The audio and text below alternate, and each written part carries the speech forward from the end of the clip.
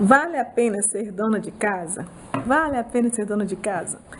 Antes de falar se vale a pena ou não, vou contar um pouco sobre como me tornei dona de casa, né? Eu acho que, na verdade, eu sempre quis ser dona de casa.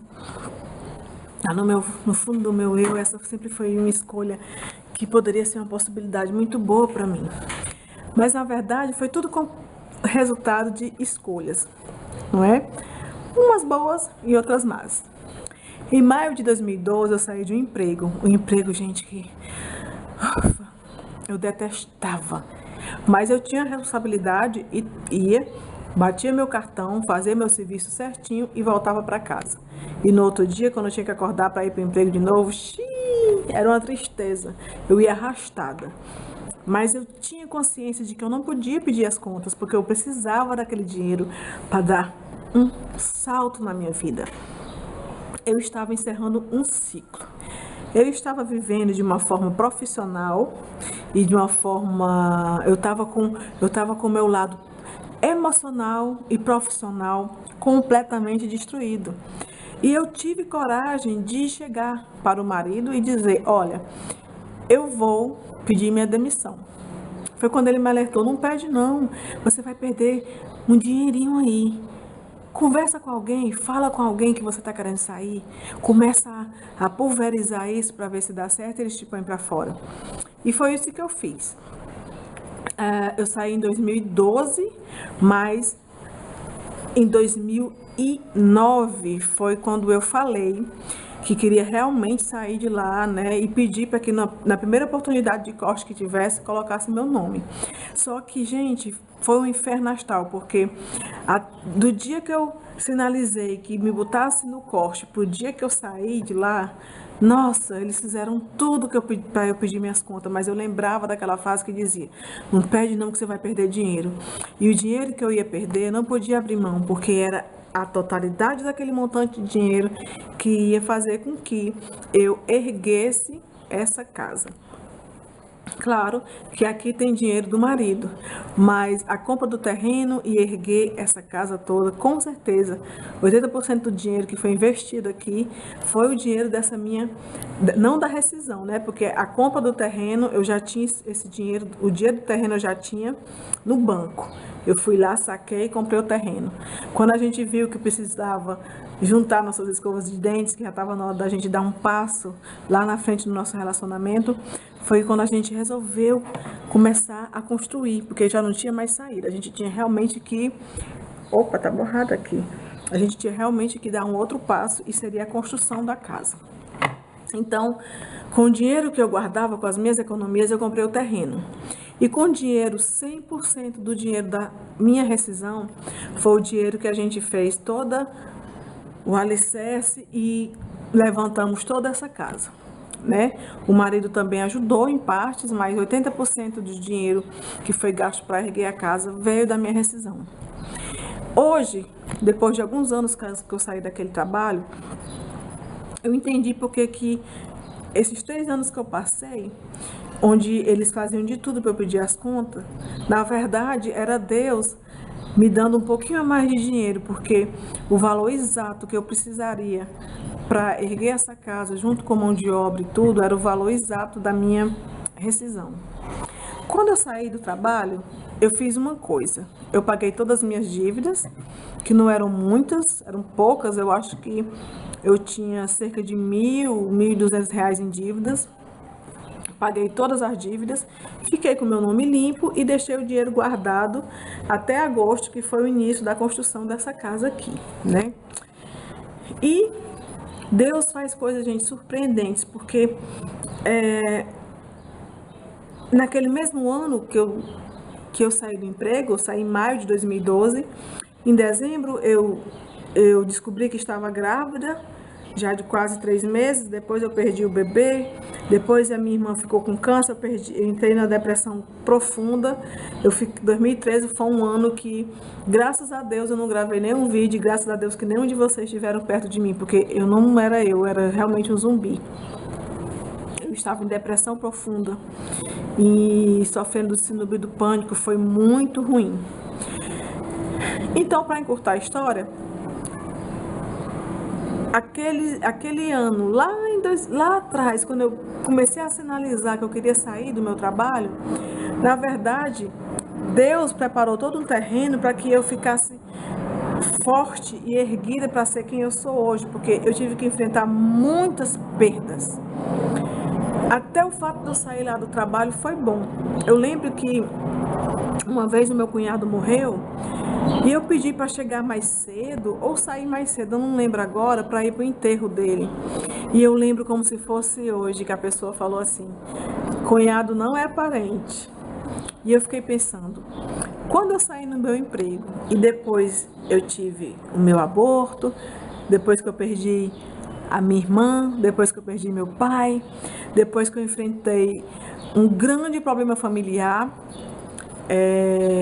quando as fichas começaram a cair em relação ao que a minha família estava, tudo por conta de herança, todo mundo estava caindo a máscara.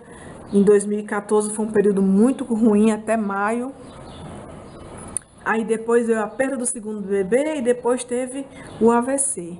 Aí eu fiquei pensando, Deus foi tão bom para mim, porque se eu estivesse trabalhando naquele lugar, como é que seria eu ter enfrentado tantas perdas, tantas lutas e tantas batalhas trabalhando naquele lugar, se quando eles disseram que cunhado não era parente? Já pensou? Quantas vezes eu ia ter que, depois que me ausentar do trabalho por conta de doença, por conta de perdas, teria sido um inferno muito mais astral. Então Deus, hoje eu vejo que Ele fez tudo muito bonitinho. Em 2014, que eu já estava voltando a viver novamente, quando eu percebi que, quando eu abri mão dos bens, dos direitos, né, que eu tinha em relação à herança da minha família, quando eu abri mão de tudo e abri mão do meu passado, deixei todo mundo no lugar onde eles me deixaram. Eles ficaram lá num canto e eu segui em frente rumo aos meus sonhos, aos meus objetivos. Eu percebi e tentei seguir os meus sonhos. E abri uma loja online, que eu já falei para vocês aqui, que foi uma loja incrível. O lucro era muito bom, foi uma coisa assim que durou pouco tempo, mas era assim, uau!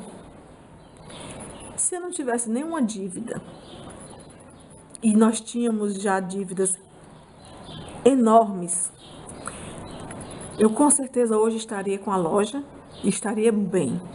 Isso eu garanto para você.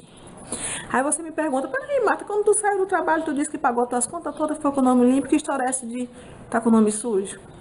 Gente, eu limpei e paguei todas as minhas contas, mas eu estava com cartão, lembra que eu estava com cartão? E durante a minha vida toda, gente, eu fui arrimo de família.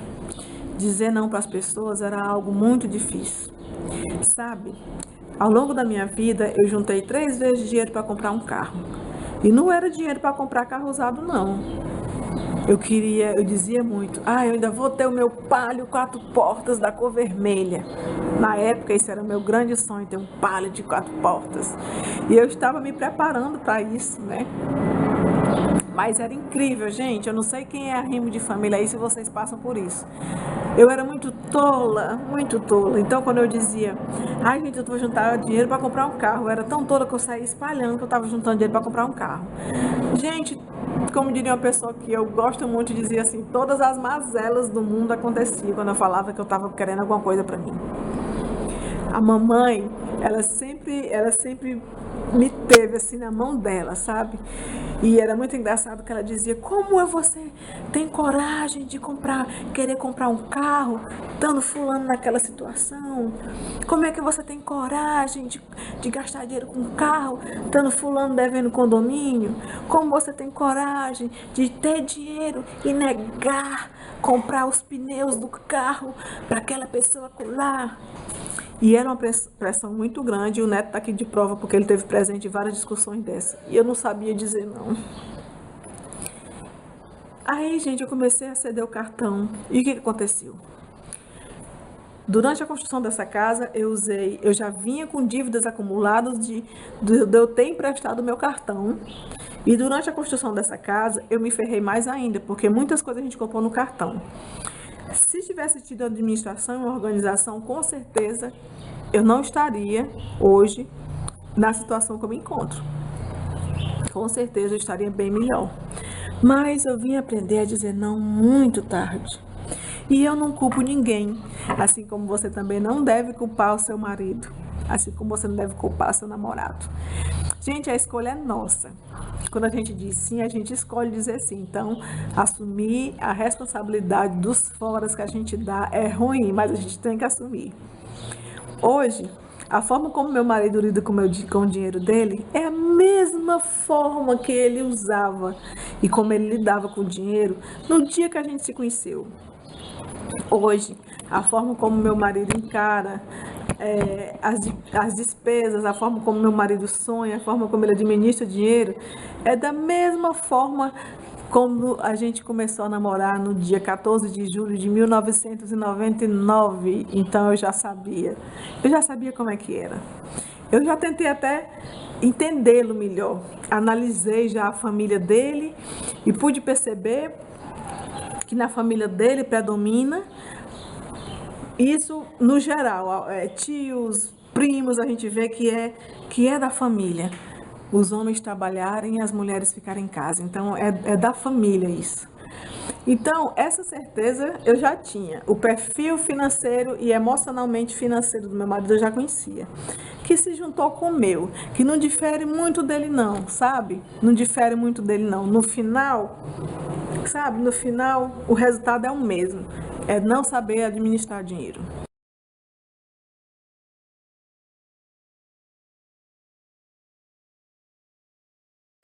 Então eu assisti um vídeo da Cacau aqui, eu vou até deixar o link aqui embaixo, onde ela fala sobre ser dona de casa ou não. E eu fiquei encantada com aquela mulher. Como ela teve o insight certo na hora certa e como ela soube usar direito o dinheiro dela, investindo em imóveis, investindo em alguns investimentos. Então hoje a Cacau, ela é uma dona de casa, mas ela é uma dona de casa que, se por exemplo o casamento dela terminar hoje, ela não vai passar fome, ela não vai passar desespero, ela não vai passar necessidade, porque ela conseguiu, ao longo dos anos que ela trabalhou, que ela batalhou, ela conseguiu investir o dinheiro dela e hoje ela tem uma renda desse investimento que ela fez. E é maravilhoso você ser hoje dona de casa e você se dá o luxo de ser dona de casa, tendo tido a inteligência que a Cacau teve de saber lidar e de saber administrar o dinheiro dela, coisa que eu não fiz. Durante a minha vida toda eu quis ser boazinha, só que eu descobri, gente, que mulher boazinha não enriquece. Mulher boazinha fica sem nada. E foi quando eu fiquei literalmente com fome, sem comida no prato. Foi quando eu percebi que eu estava no 0,0000. Eu percebi que ou eu recomeçava, ou eu ia jogar fora todas as bênçãos que Deus tinha para mim. Nisso, gente, eu já estava fazendo um trabalho de autoconhecimento muito grande. Eu já estava lendo a Bíblia, eu estava devorando todos os livros que tinham sobre autoconhecimento. Eu queria mudar meu mindset, eu queria enxergar a vida de uma outra forma. Eu queria me dar a oportunidade de ter nas minhas mãos a Marta que eu sempre fui aqui dentro, ó, e que por N motivos que eu já me perdoei, não colocava para fora. Então, amiga, esse papo todo que eu falei é para dizer o seguinte: a minha história é diferente da sua. Se você hoje é dona de casa, que é sustentada pelo marido e que está feliz e que não precisa de emprego, não precisa de nada, tudo bem. Se você hoje é uma dona de casa, como a Cacau, que trabalhou a vida toda, que soube investir seu dinheiro, que é independente e mesmo assim é dona de casa, e o marido dá a mesada dela porque ela combinou com ele. A Cacau fala muito isso, né? Tá bom, eu não trabalho, mas você me dá minha mesada. E o marido dela cumpre direitinho com a mesada? Melhor ainda. Então eu olhando assim pra Cacau e pensando assim, meu Deus, que essa mulher teve uma luz de no momento certo, na hora certa, de investir nela. Gente, eu já ganhei muito bem, eu já tive um salário muito bom. Muito bom, entre aspas, né? Porque hoje a minha mente sobre dinheiro, ela cresceu um pouquinho, ela cresceu um pouquinho. Mas o meu último salário, por exemplo, foi de R$ 2.800. Essa era a minha renda mensal. Não justifica, nada justifica o fato de eu ter abrido mão dos meus sonhos e de eu ter dado sim para tanta gente. Eu queria ser aceita, eu queria ser boazinha e eu me ferrei.